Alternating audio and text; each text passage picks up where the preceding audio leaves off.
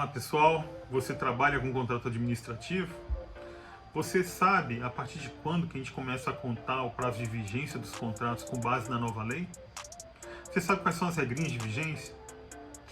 Então vem comigo.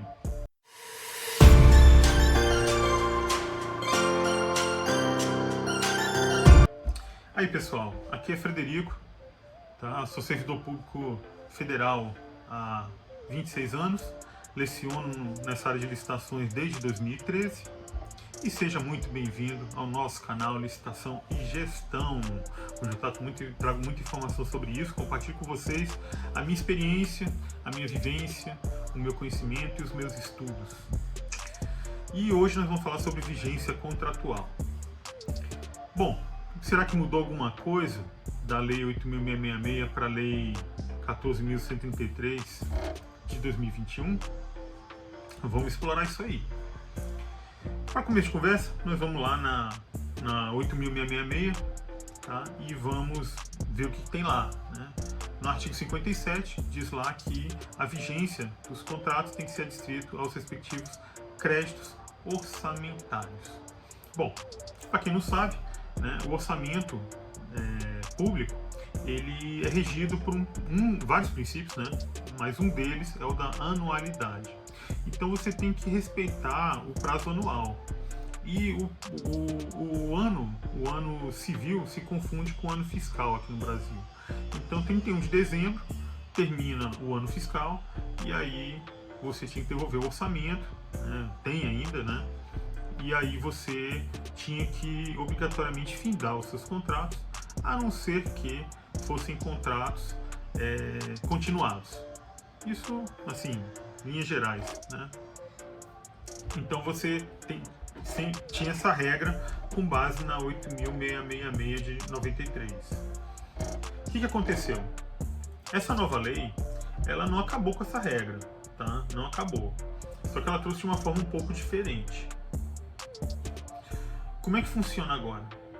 Se você for lá no artigo 105, você vai ver que os contratos, no ato da assinatura e nas eventuais prorrogações, você tem que observar os respectivos créditos orçamentários e se aquele objeto está inserido no PPA, né? O plano plurianual. Desculpa, tá difícil sair. Então, esse plano plurianual, né, é um plano macro do governo, tá? Para um horizonte de 4 anos. Então ele tem que estar previsto lá no PPA e ainda tem que ter crédito orçamentário. Então quer dizer, você virou o ano, se você for trabalhar com um serviço continuado, você tem que atestar lá, né, que você ainda tem orçamento. É só isso? Não. Você ainda tem que ver o artigo 106, que ele fala que a autoridade competente, que na maioria das vezes é o ordenador de despesa, né? Tem que ser observado inclusive o seu regimento interno, tá? Do órgão que você trabalha, mas é basicamente isso. E aí ele vai ter que atestar maior vantajosidade, optando-se pela continuidade do contrato. Então, você tem aí alguns requisitos já traçados que eu trouxe aqui. Primeiro, você tem que atestar a vantajosidade. Quem faz isso é o ordenador de despesa. O segundo ponto é indicar que tem crédito orçamentário. Quem vai fazer normalmente é a área de orçamento do teu órgão, tá? E ver se ele está no PPA. Mas veja bem, essa questão do PPA é uma coisa um pouco tênue, né? Será que para todos os contratos eu tenho que usar, ele tem que estar previsto no PPA para poder seguir para o próximo exercício? Seria muito descabido, né? Como é que eu vou, por exemplo, um contrato de manutenção de CFTV, né? Circuito fechado de TV, que é aquelas câmeras de vigilância que você tem no teu órgão. Como é que você vai prosseguir com esse contrato se ele não está lá no PPA? Seria uma coisa meio descabida, né? O presidente da República botar isso num plano plurianual. Bom, para você que não sabe, já para você entender a dimensão disso. O plano plurianual, ele traz os principais projetos, os planos do governo para os próximos 4 anos. Então, esse governo agora, nós estamos em 2023, estamos no primeiro ano de governo. Então, eles estão elaborando o PPA, possivelmente, vão submeter ao legislativo e vai virar uma lei e que ele em princípio, ele tem que começar ano que vem e ele vai prosseguir, vai reger, né, a administração pública pelos próximos 4 anos. Então são os próximos 3 anos de mandato desse atual presidente até o primeiro mandato do próximo presidente, que é para ter tempo dele elaborar o PPA dele, né, do governo dele. Tá? Então é assim que funciona. E com base nesse plano plurianual é que as medidas, né, as ações de governo são tomadas. A LDO, a Lei de Diretrizes Orçamentárias, e a Lei de Orçamento Federal, que são elaborados todo ano, é a partir daí que eles são criados, eles observam o PPA. Bom, então contrassenso, né, você ter certas contratações que tem que estar prevista no PPA para você poder prosseguir. E aí quem é que resolveu todo esse problema aí? O próprio legislador ordinário se incumbiu de inserir aí o artigo 107 na Lei 14.133 de 2021, e lá ele mostra que os serviços tidos como de natureza continuada, eles não necessariamente precisam estar lá no PPA, né? No PPA vai estar o quê? Normalmente são contratos de longo prazo e de escopo, né? E são ações de governo mesmo. Então esse tipo de contratações mais corriqueiras, que obviamente o presidente da República não vai se ocupar desses detalhes de todos os órgãos públicos para colocar lá no PPA, ele não precisa estar previsto. Você segue, né, com a indicação da vantajosidade econômica e a indicação dos respectivos créditos orçamentários para poder prosseguir para o próximo ano e continuar com a contratação com o serviço, senão pode gerar um problema maior para a administração pública.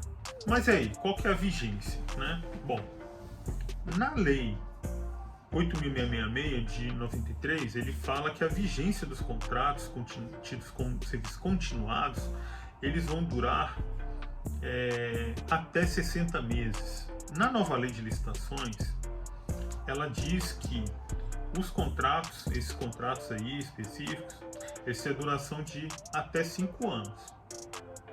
Mas quando você avança para o outro artigo, que é o 107, ele já fala que tem que ser respeitada a vigência decenal. Então você pode prosseguir com contratos desse tipo de serviços continuados, pelo prazo de até 10 anos. Vamos ver agora como é que isso funciona na prática, de onde começa toda essa brincadeira, né? Primeiro, você vai convocar o fornecedor. Você adjudicou, homologou a licitação, você vai convocar o fornecedor. Esse fornecedor, ele vem assinar o seu contrato. Se ele não assinar o contrato, no prazo que você convocou ele, você deu um prazo para ele, né? Ele não apareceu. Qual é o primeiro ponto de destaque aqui? É possível prorrogação, está lá na lei. Tá? Você pode prorrogar esse prazo que foi previsto no edital, tem que estar lá no edital, você que estabelece esse prazo, e ele só pode ser prorrogado uma única vez, por igual período. Tá? E mais, para ter essa prorrogação, o vencedor da licitação ele tem que fazer uma solicitação por escrito dentro do prazo que ele foi convocado. Se você convocou ele hoje, passou o prazo, e ele nem deu sinal de vida, for aparecer 2 dias depois, digamos, que terminou o prazo, e aí ele pede prorrogação, ele já não tem mais direito a essa prorrogação, tá? Então vamos ser bem claros aqui. Então a regra é essa. Então, dentro do prazo que ele tem para assinar o contrato, ele tem que solicitar a prorrogação nesse prazo, e aí a administração vai conceder ou não esse prazo aí. Tá? É claro que ele vai ter que justificar por que ele precisa de um prazo maior. Bom, essa regrinha tem que estar lá no seu edital. Aí lembrando, né, que a própria AGU ela disponibilizou vários modelos de edital, de contrato, de termo de referência e tal, que tem nos ajudado muito. É um trabalho fantástico, né, desenvolvido pela AGU, e eu recomendo que se consulte realmente esses documentos. Mas a gente tem que fazer algumas ponderações aqui. É esse caso aqui, por exemplo. É que esse tipo de regra não consta lá do modelo de edital da AGU. Pelo menos hoje, né, que eu estou aqui falando com vocês, que eu estou gravando esse vídeo, não consta lá do modelo da AGU essa regrinha. É importante que tenha lá, tá? E que você, principalmente, estabelecendo o prazo de convocação da empresa ou da pessoa física que vai assinar o contrato. Então, você tem que ter previsto lá qual é o prazo que ele tem para assinar o contrato. Então, eu adjudiquei, homologuei, chamei ele tem um prazo para vir. Que prazo é esse?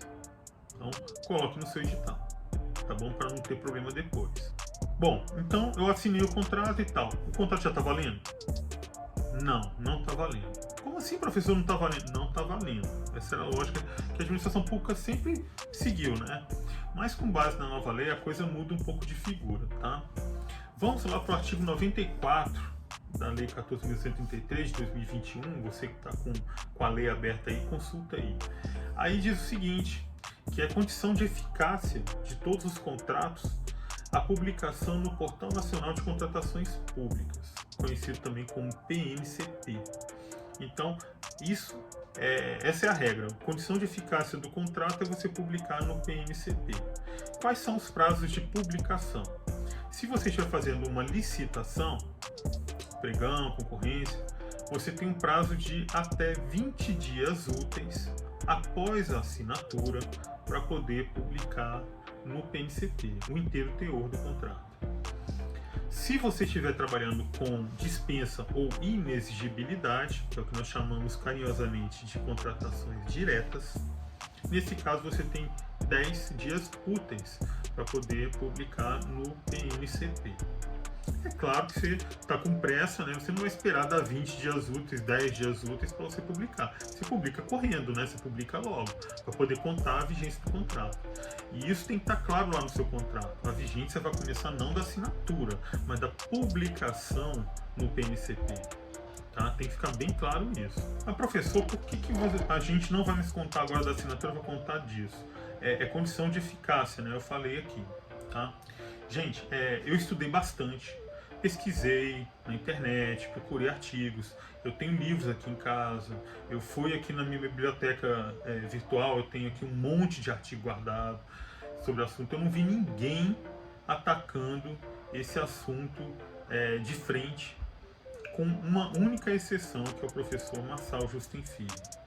Na obra dele, ele fala que realmente o contrato só passa a valer a partir da publicação no PNCP, tá? Bom, mas é só o professor Marçal? Olha só, para quem me acompanha no Instagram, já me conhece um pouco mais de tempo, sabe que eu sou pipoca de festa, né? Eu não posso ver aí um seminário, um congresso, um curso e tal, que eu me inscrevo, eu tô lá e tudo. Às vezes eu tô até com muito trabalho e mesmo assim eu me inscrevo, né? Eu sou meio doido, né? Participo de webinário e tal. Mas tem hora que realmente eu não consigo. Mas sempre que eu posso, eu tô participando. Por quê? Porque eu tenho que sempre estar me aprimorando, sempre melhorando, inclusive para trazer informação de qualidade para você aqui. O que acontece? Há 2 semanas atrás, que eu estou fazendo esse vídeo aqui, eu tive a honra, o privilégio de ter um curso, de estar no curso de gestão e fiscalização de contratos com o professor João Domingues, que é meu amigo, que é lá da CGU, e o professor Daniel Barral, que é da AGU, e eles falaram cabalmente, né, que seguem a mesma linha de raciocínio do Marçal Justin Filho. Então, eles entendem que o contrato passa a valer a partir da sua publicação no PNCP, tá bom? Então, nós já temos aí uma corrente aí forte seguindo por essa estrada de que você tem que contar a partir da publicação, né?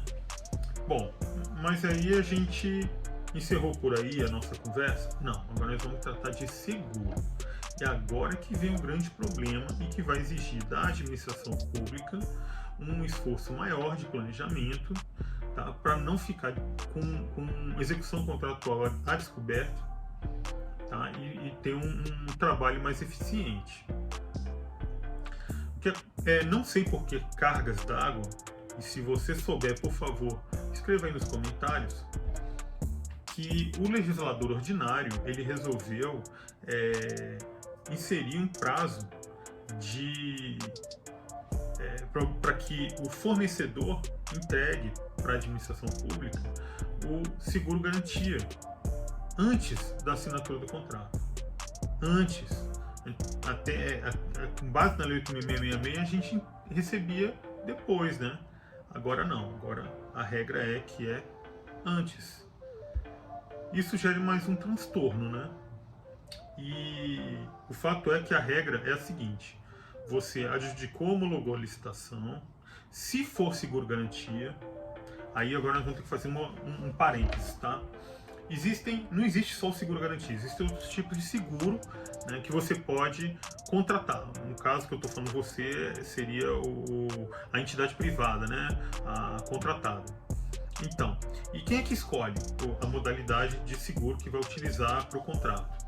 É a contratada, é o particular, é ele que vai escolher. Tá? Quais são as outras modalidades além do seguro-garantia que nós temos? Nós temos calção em dinheiro, calção em dívida pública e a fiança bancária. Tá, mas o que acontece? Historicamente, a modalidade que é escolhida pela contratada é o seguro-garantia. Diria para você que 99,9% das vezes. Eu procurei uma estatística para poder trazer aqui para o canal, para esse vídeo, e não encontrei nada, tá, gente? Todo mundo, todos os autores, eles são cabais em afirmar que o seguro-garantia de longe é o mais utilizado, tá? Mas ninguém tem dados. Eu lá no órgão que eu trabalho hoje, nos outros que eu passei, eu não me lembro de ter visto ninguém adotando outra modalidade de seguro. Só lembrando que essa regra que eu estou trazendo aqui é para o seguro-garantia. Se uma outra contratada, porventura, escolher outro tipo de seguro, calção em dinheiro, como eu falei aqui, né? Calção em dinheiro, calção em dívida pública, título da dívida pública, ou então em fiança bancária, aí esse prazo não vai correr, tá? Esse é um caso específico para seguro-garantia. A questão é, o cara foi vencedor, né, do certame, passou já a fazer recursado, tudo, adjudicou, homologou, ele vai ser convocado para apresentar o seguro-garantia no prazo de até 30 dias. Até 30 dias. Cara, é muito tempo, né? Quer dizer, e se você tá precisando desse contrato, como é que fica? Por isso que isso vai exigir um esforço de planejamento maior. E aí entra aquela questão que a gente sempre fala, né? Do plano de contratações anual, de você planejar direitinho, começar antes, com tempo, para você poder fazer o trabalho todo de licitação, né? Planejar a sua contratação antes, planejar, fazer a solicitação e tudo, para poder dar tempo, cara, porque senão vai dar problema lá na frente, né? Então 30 dias. E ele pode ser prorrogado? Olha, eu não vi na lei nada sobre isso, tá? Eu entendo que é possível sim. E eu sugiro que se coloque isso no edital, se você concordar comigo, e coloque o prazo de prorrogação. Eu acho que seria interessante colocar uma regra similar à prorrogação para assinatura do contrato, que eu falei agorinha há pouco. Então ele só pode uma única vez, por igual período, e mediante requisição, dentro do prazo ainda, né? Passou o prazo, ele não tem mais esse direito, mas tem que estar no edital. Você tem que colocar no edital, porque ele passa a ser regra entre as partes. Então vamos voltar aqui e vamos contar toda a historinha de novo para ficar bem organizadinho, para a gente entender bem isso. Como é que funciona agora? Você adjudica uma homologa na autoridade competente e convoca o vencedor. Convocou o vencedor, ele tem um prazo de até 30 dias para entregar para você o seguro-garantia, se houver essa previsão no contrato. Chegando o seguro-garantia, aí você vai convocar ele para assinar o contrato. Assinado o contrato, aí você tem um prazo de até 20 dias úteis para publicar no PNCP, se for licitação. Se for uma contratação direta, aí você tem até 10 dias úteis para poder publicar no PNCP. Mas existe uma exceçãozinha, tá, gente? Se você conseguir configurar, argumentar logicamente e demonstrar que aquela contratação é urgente, aí você pode contar a vigência desse contrato a partir da sua assinatura.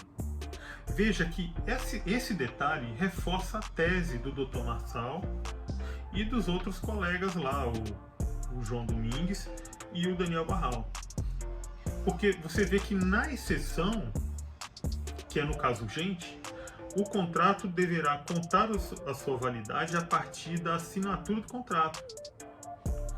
Tá? Não está dispensada nesse caso a publicação também desse contrato no PNCP. O que vai mudar só é que ele vai contar a partir da assinatura. Veja que isso é uma exceção. Então isso evidencia que a regra agora realmente é contar o prazo de validade do contrato a partir da publicação no PNCP. Olha como é que tem lógica, né? Então, isso é muito importante, tá, gente? Por quê? Porque é essa data que você vai utilizar para prorrogação contratual, para concessão de repactuação, reajuste, tudo isso vai ser baseado nisso, quando foi que começou o contrato. Então, pessoal, eu acho que aquele modelo também de contrato da AGU, ele vai ter que ser revisto lá na sua cláusula de vigência, tá, gente? Tem que mudar aquela redação lá e dizer que o contrato ele passa a viger a partir da sua publicação, da publicação do seu inteiro teor no PNCP. E aí você resolve a questão, né? E aí você cita lá o dispositivo legal, que é o artigo 94 da Lei 14.133 de 2021. E aí, mas para você que pensou que já tinha acabado o vídeo, nós temos mais um detalhe aqui, que é o prazo de validade da proposta. Bom, se você for entrar nos modelos da AGU, mais uma vez, eles vão indicar lá um prazo de 60 dias de validade da proposta. Isso gera um problema, porque diante de tudo que a gente conversou aqui, você vê que o prazo é muito... 60 dias pode ser muito exíguo, cara. Fica muito complicado. De repente, até o cara for assinar um contrato, a proposta dele já perdeu a validade. E como é que fica? Então, é importante que haja um esforço no sentido de calibrar e ponderar um prazo maior de validade da proposta. Talvez 90 dias, né, ou 120 dias. A administração vai ter que realizar estudos e avaliar isso. Agora, isso tem que estar também no edital, tá, gente? Isso tem que estar bem claro lá no edital. Temos mais um detalhe, tá? Só lembrando aqui que se você coloca um prazo maior de validade de proposta, claro que a culpa não é sua, é em razão dessa mudança legislativa, dessas regrinhas novas, você vai ter que saber que a administração pública vai invariavelmente contratar mais caro. Mas por que, professor? Olha só, o pessoal que está lá na iniciativa privada, eles não são bobinhos, eles não nasceram ontem. Então, o que eles vão fazer? Eles vão pegar essas informações, se eles lerem o edital, né? Eles vão pegar essas informações e eles vão ver o risco que eles estão correndo. Porque nós temos inflação, gente. Nós temos depreciação, problema do dólar também, variação cambial. E como é que a gente vai lidar com isso? Como é que o cara vai... Hoje o bem dele vale tanto, né? Hoje o bem dele custa tanto. E daqui a 120 dias vai estar custando a mesma coisa, será? Ele não sabe. Então existe um risco de depreciação da moeda e um risco cambial, dependendo do objeto. O que ele vai fazer? Ele vai precificar isso. Ele vai jogar isso dentro do preço que ele vai oferecer para a administração pública. Tá? E ele não tem bola de cristal, ele não vai ser capaz de te falar exatamente quanto que vai custar aquele objeto daqui a 120 dias. Pode acontecer alguma coisa extraordinária, algum problema aí, e ele não vai conseguir cumprir. E aí nós vamos entrar, inclusive, em outras questões. A possibilidade de você exigir o seguro para caso a empresa não queira, desista de assinar o contrato, né? E outras questões. E tudo isso vai aumentando o custo da contratação para a administração pública, né? Então, até que ponto toda essa mecânica, né, de você contratar um particular, que agora tem um prazo muito maior até você efetivamente ter um contrato em mãos e botar ele em execução, até que ponto isso aí foi salutar para a administração pública com o advento da Lei 14.133 de 2021. Esse é o ponto de reflexão que eu quero deixar aqui com esse vídeo, tá? E nós podemos voltar a falar sobre isso em conversas futuras, tá? E não se esqueça de deixar um like aí, porque isso ajuda demais o canal, tá bom? Se inscreva também, aperte o sininho para receber as notificações, para a gente continuar se vendo, tá bom? E é esse o recado que eu tinha para dar. Forte abraço, fique com Deus e até a próxima.